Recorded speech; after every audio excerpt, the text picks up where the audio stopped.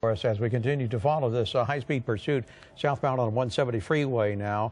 It started about 2:20 according to Officer Gomez up around the Vista del Lago area at the 138 and the 5. Officer Gomez, you still with us? Yes, I'm still here. Do you obviously have run the plate on this car. Is it belong to somebody who lives closer to Vista del Lago or further down here down south? No, the registration, the registered owner is out of Los Angeles, and oddly enough, that appears to be the direction that we're traveling at the moment, or this person's traveling, and we're following.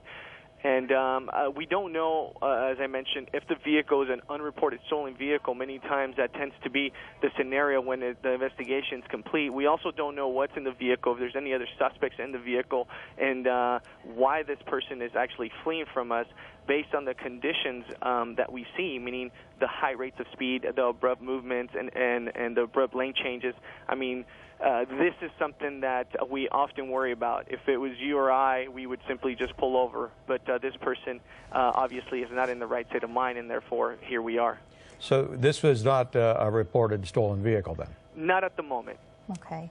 And as Officer Gomez mentioned earlier, the driver appears to be about 30 years old. Again, as far as we know right now, not a stolen vehicle. The pursuit started in the Vista del Lago area of the 138 and 5 freeway, and we've seen speeds of up to 115 miles per hour. Officer, at what point do we say this is getting too dangerous for even our officers to continue pursuing? Well, first and foremost, when we decide whether or not we're going to discontinue a pursuit or follow from the air, the number one thing is going to be public safety and motorist safety. That's going to be the number one factor for us. If we feel that the circumstances are too great and the benefits outweigh the dangers, we are going to discontinue that pursuit, or we're simply going to follow from the air so that maybe this person behind the wheel can lower their speed and drive with better habits, that is.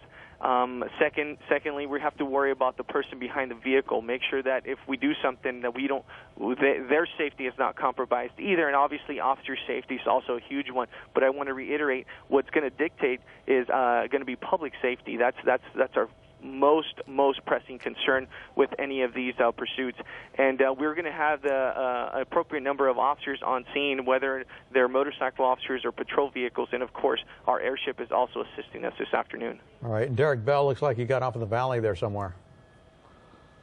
That's affirmative. We're trying to get the exact street that he got off here. He pulled into a building right here. We're going to try and get the street that he's on. The CHP is right behind him here.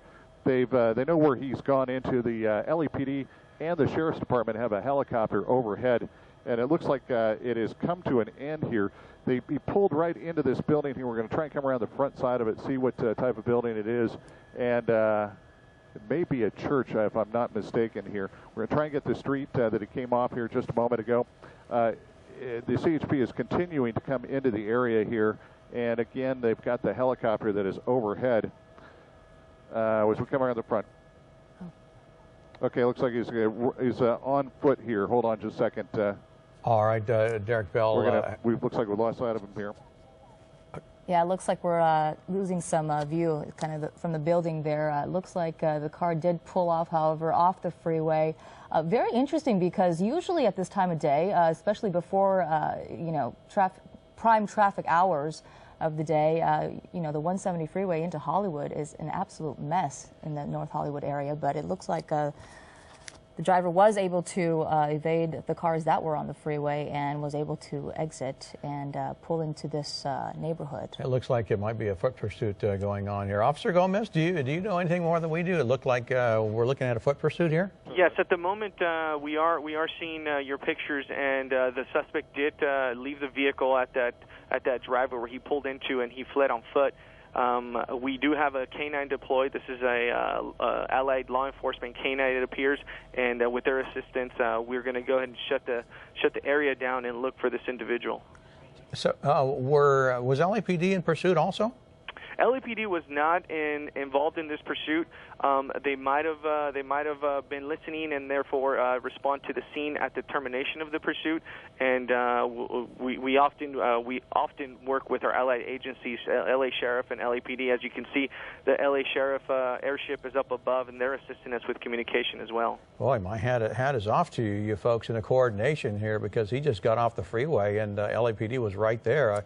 That's why I thought maybe they were in pursuit as well. Yeah, right there with their dogs as well. No, this was CHP initiated the pursuit, and we were at the termination point. And of course, as I mentioned, without our allied agencies and collaborating with them, this could not be possible. And with their help, we're going to make sure that we bring this to a conclusion. If you're just joining us live here on KCAL 9 News at 2, this seems to be the end of a high-speed chase that began on the 5 southbound freeway near 138 Vista del Lago area. We believe the driver is around the age of 30 years old, not reported to be a stolen vehicle, but did reach speeds of up to 150 miles per hour on the freeway. Pretty dangerous maneuvers on the freeway before he exited onto this residential-looking area here. Somewhere in the San Fernando Valley, Derek Bell was trying to get an exact location as to what street we're talking about here, something crossing the 170. And as Susie just pointed out, he got off and it turned into a footbail at that point. The suspect running, there was an LAPD canine unit or two in the area there, listening apparently to the chase, and they're in there closing around, surrounding that building, cordoning off the area, and hopefully this fellow will be in custody here quickly. Yeah, we're very curious to see what kind of building that actually might be, maybe a church, but it does look like there are cars in the parking lot there, whether it's a business or a church or some sort of, I don't know what kind of facility it is there, but there are people there, so I'm sure police are handling that situation as well. Officer Gomez, what, assuming they have him in custody here shortly, what kind of charges come to mind that he would be facing here? He's facing several felony charges, endangering the public, obviously exceeding the 100-mile-an-hour speed limit, and evading police, just to name a few. Of course, and that's not to say what else he might have on his record, whether it's any other warrant or drugs in the vehicle, drugs on his person. So that all can change. But for now, evading, felony evading, you can assure that's going to be one of them. And resisting, if he resists at the end of the pursuit, obviously the fact that he's evading, he's actively resisting. So he can expect to face those charges. But as you can see, actually, we have taken him into custody with the help of the canine.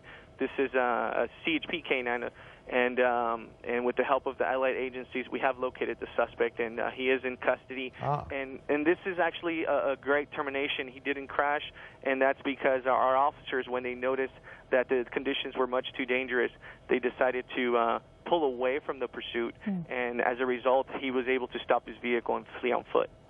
And this all began when he was speeding, actually, and refused to pull over when officers did try to. Derek Bell, you back with us? We sure are. We're trying to maneuver around, give you a little better view of the suspect. Apparently, he was caught right behind that building there, just off the 170 freeway. Looks like they are taking him over to one of the waiting patrol cars to take him into custody. So he got off the freeway there, got out of the vehicle, thought he was going to make it on foot. He was doing a pretty good job there. He was evading us as well, and went behind one building, and then apparently he was completely surrounded. They sent in a canine unit, and that sealed the deal. They took him into custody, and there you are. Looks like they're putting him in the back of a CHP car right now.